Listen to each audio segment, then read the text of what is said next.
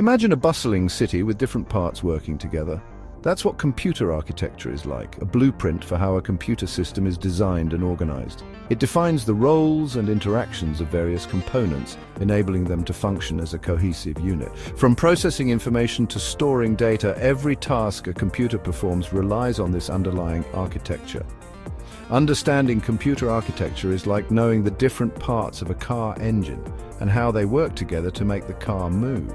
You don't need to be a mechanic to drive, but having a basic understanding can help you troubleshoot problems and appreciate the complexity of the machine. Similarly, grasping the fundamentals of computer architecture can enhance your overall digital literacy.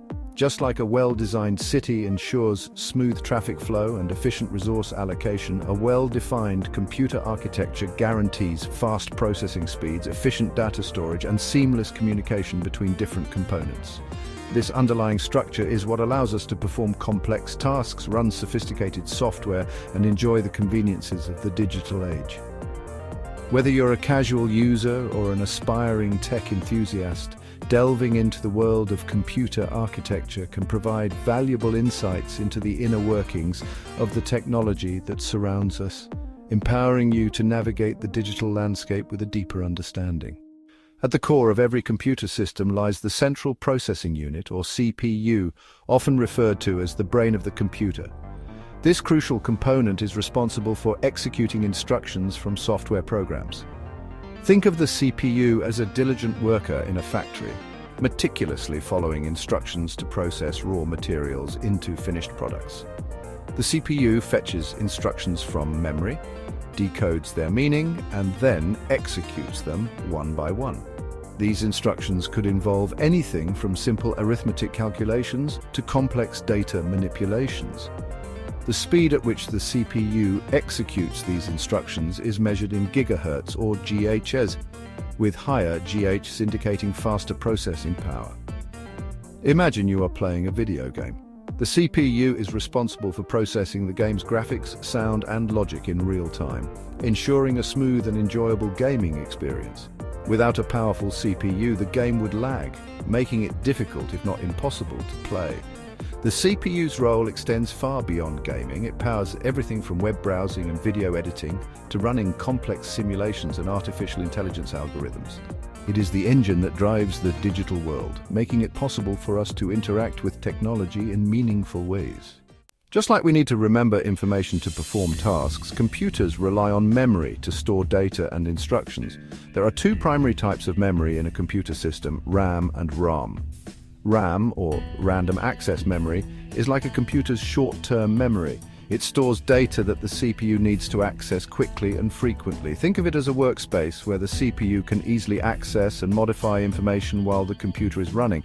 ROM, or read-only memory, on the other hand, is more like long-term memory. It stores permanent instructions that the computer needs to boot up and perform essential functions. Unlike RAM, which is erased when the computer is turned off, ROM retains its contents even without power. Imagine a cookbook with recipes that you use frequently. You might keep it on your kitchen counter for easy access. That's like RAM. ROM, however, is more like a recipe book that's passed down through generations, containing essential family recipes that you wouldn't want to lose. RAM and ROM work together to ensure that the computer has access to the information it needs, both temporary and permanent, to function correctly. Understanding the distinction between these two types of memory is crucial for comprehending how data is managed within a computer system. Section 4. Getting information in and out, input and output devices. For a computer to be useful, it needs to interact with the outside world. That's where input and output devices, or I/O devices, come in. These devices act as intermediaries, allowing us to send information to the computer and receive output based on its processing. Input devices enable us to feed data and instructions into the computer system. Common examples include the keyboard, mouse, microphone, and scanner. When you type on a keyboard or move the mouse, these devices convert your actions into electrical signals that the computer can understand. Output devices, on the other hand, present the processed information from the computer in a human-readable format.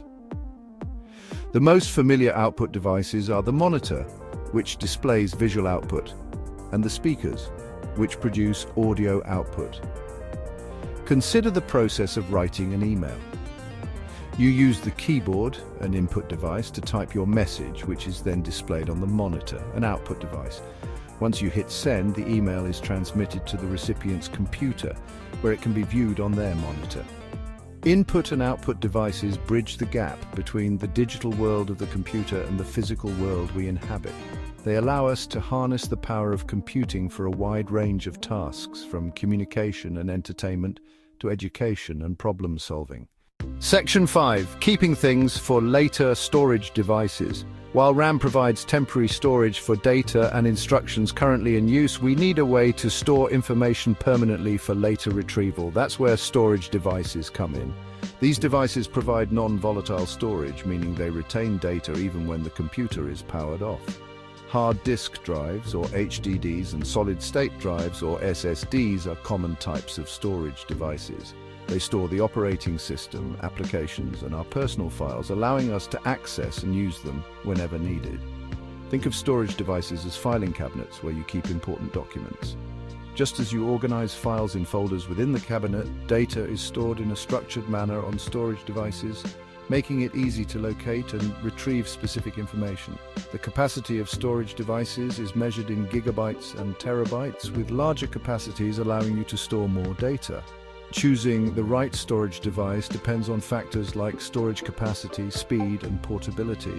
From storing precious memories in the form of photos and videos to backing up crucial documents, storage devices play a vital role in our digital lives.